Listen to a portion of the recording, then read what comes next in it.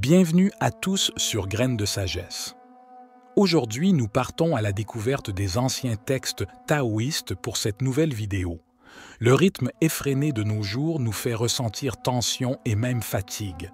Le stress est l'une des principales sources de maladies et peut également causer dépression et anxiété.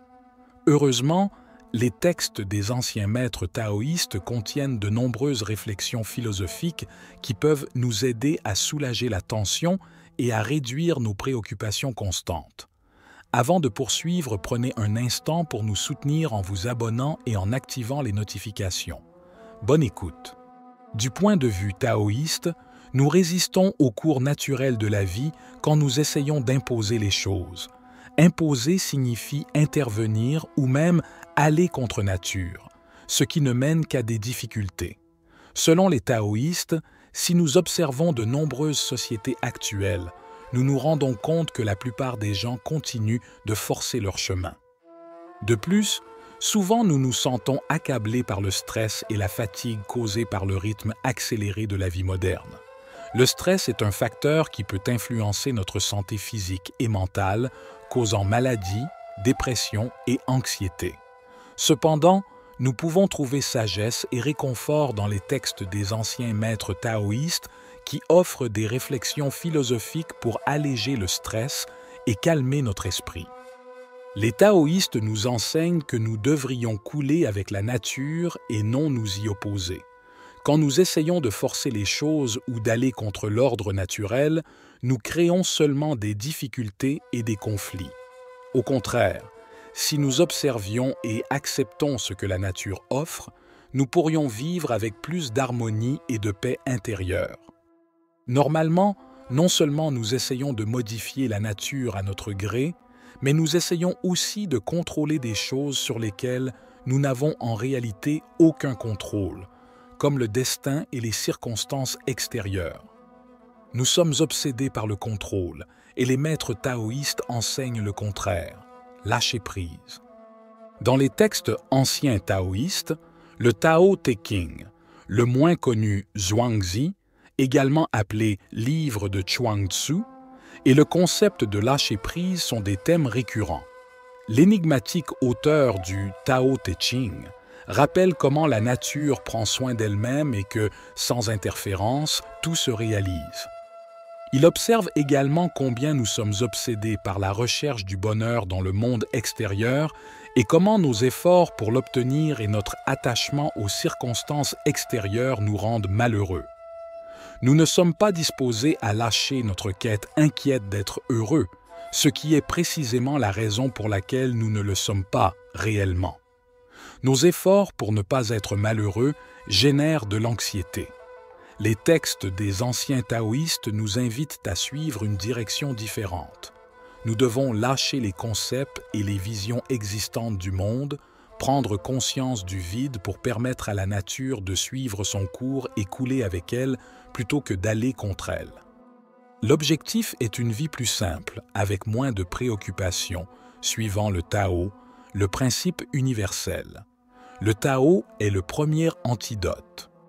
Cette vidéo explore d'anciennes réflexions taoïstes qui peuvent servir d'antidote pour réduire l'agitation dans un monde hors de contrôle.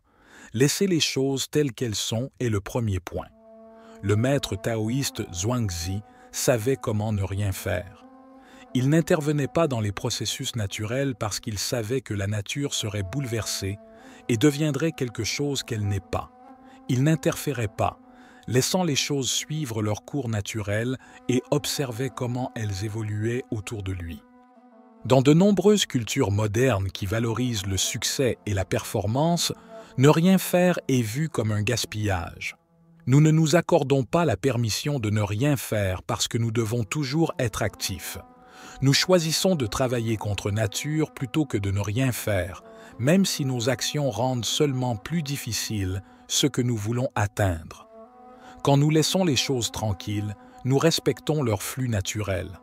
Notre environnement ne requiert pas toujours notre interférence, que ce soit au travail ou à la maison. Les problèmes se résolvent souvent d'eux-mêmes et la vie finit par s'adapter, que le résultat nous plaise ou non. Ce qui semble être une malchance peut être une opportunité déguisée, et ce que nous voyons comme un succès peut se retourner contre nous. De plus, l'univers fonctionne toujours comme il veut, donc essayer de le contrôler est vain. Le deuxième antidote est d'arrêter de poursuivre le bonheur. Zhuangzi ne savait pas si ce que les gens occupés cherchaient était le bonheur ou non, mais il pouvait voir que les moyens par lesquels ils tentaient de l'obtenir les rendaient malheureux. Les gens sont toujours occupés, courant dans leur recherche obsessionnelle du bonheur. Leur visage semble fatigué et triste. Zhuangzi invite à abandonner la quête du bonheur, car il la considère comme une source de souffrance et de frustration. Nous nous consumons à chercher des choses qui ne remplissent pas nos cœurs, comme l'argent ou la gloire, et qui génèrent en nous aussi la peur de les perdre. Comme l'a dit Zhuangzi, ceux qui croient que l'argent est tout. Ceux qui comptent ne peuvent pas laisser aller leurs gains. Ceux qui aspirent à la reconnaissance ne peuvent pas laisser aller l'idée de la gloire.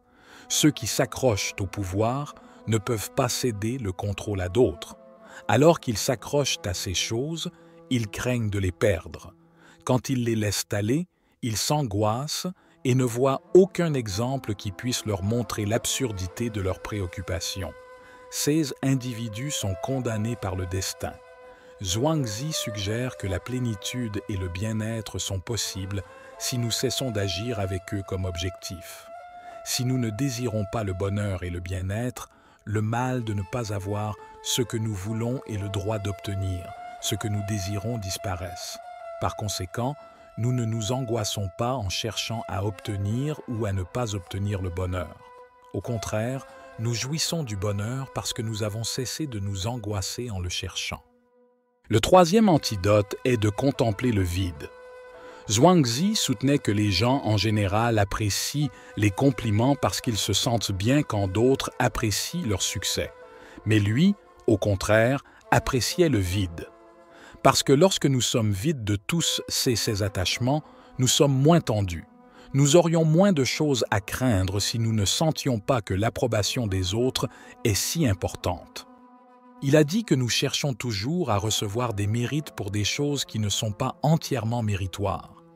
Qu'est-ce qui nous rend vraiment fiers de nous-mêmes? Souvent, nous nous laissons influencer par les compliments que nous recevons des autres, mais sont-ils vraiment les nôtres? La plupart des choses pour lesquelles on loue notre personne dépendent de facteurs externes ou de qualités que nous n'avons pas cultivées. Par exemple, les modèles d'Instagram qui reçoivent des milliers de likes les reçoivent principalement pour être nés avec une beauté qui correspond aux standards actuels. Alors, quel mérite avons-nous réellement? Zhuangzi invite à réfléchir et à lâcher prise en réalisant combien tout est vide. Nous pouvons trouver tranquillité et harmonie intérieure si nous apprenons à être calmes dans ce monde chaotique.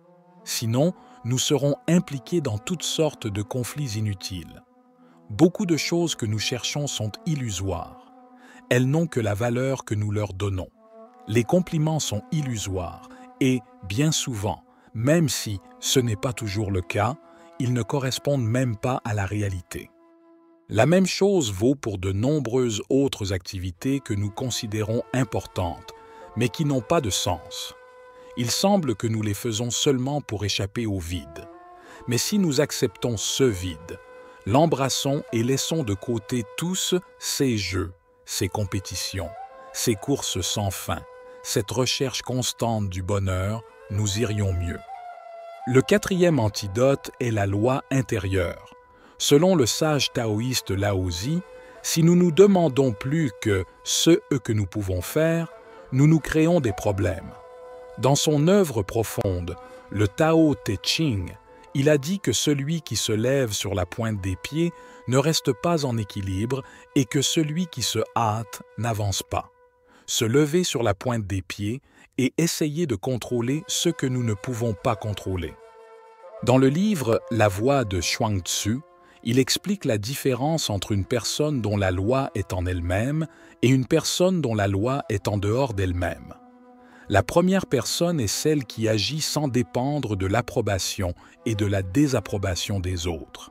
La deuxième personne est guidée par des choses qui sont en dehors de son contrôle et devient donc un pantin de SS circonstances. Ce qui se passe dans le monde extérieur détermine son état d'esprit. Lorsqu'elle essaie d'étendre son pouvoir sur les objets, ces objets prennent le contrôle sur elle. Comme l'a dit Zhuangzi, quand les choses vont bien, la deuxième personne est heureuse et satisfaite. Quand les choses vont mal, elle est malheureuse et pleine de préoccupations. Et ainsi, elle essaie d'obtenir ce qu'elle veut et d'éviter ce qu'elle ne veut pas, toujours préoccupée par un univers qu'elle ne peut finalement pas contrôler. Celui qui cherche à étendre son contrôle n'est qu'un manipulateur, tandis que celui qui croit qu'il est en train de surpasser les autres personnes est simplement vu par elles comme quelqu'un qui s'étire et se met sur la pointe des pieds. Tout ce qui nous entoure est hors de contrôle, mais plus nous avons le contrôle sur nos pensées, sur nos choix et sur nos attitudes envers l'extérieur, moins nous dépendrons de la satisfaction extérieure et moins nous devrons nous efforcer de l'obtenir. Le cinquième antidote est de ne pas s'angoisser pour le destin. Zhuangzi a observé que ce n'est pas l'avenir en soi qui met les gens en difficulté, mais l'angoisse pour l'avenir. Un archer, par exemple, peut tirer parfaitement pendant ses entraînements, mais mal lorsqu'il concourt pour un prix. Dès que nous désirons un résultat spécifique, nous nous stressons par peur de ne pas l'obtenir. L'archer de l'histoire de Zhuangzi tirait bien lorsqu'il tirait simplement pour tirer, mais lorsqu'un prix était en jeu, il commençait à s'agiter, même si son habileté n'avait pas changé. Il pensait plus à gagner qu'à tirer, et le besoin de gagner le consumait. Comment pouvons-nous affronter un avenir incertain, sachant qu'il existe la possibilité de fortune ou de malheur? Il raconte l'histoire d'un vieil homme du royaume de Qi qui craignait que le ciel puisse s'effondrer et que la terre puisse s'ouvrir. Si cela arrivait, il n'aurait nulle part où fuir, et sa mort serait inévitable. Alors, un ami essaya de le rassurer en lui disant que le ciel ne s'effondrerait jamais. Un sage lui dit cependant qu'il existait réellement une possibilité que le ciel puisse s'effondrer, bien que les probabilités soient faibles. Par conséquent, l'ancien ne devait pas trop se tourmenter. Le sage expliqua qu'il n'avait même pas de sens de se demander si le ciel et la terre pourraient être détruits. Nous pouvons vivre nos vies sans inquiétude. Cependant, si elles devaient se détruire, ce serait quelque chose sur lequel nous ne pourrions rien faire. Alors pourquoi s'inquiéter? L'ancien sage taoïste affirmait qu'il est inutile de se préoccuper de savoir si la Terre disparaîtra ou non. C'est quelque chose qui échappe complètement à notre contrôle.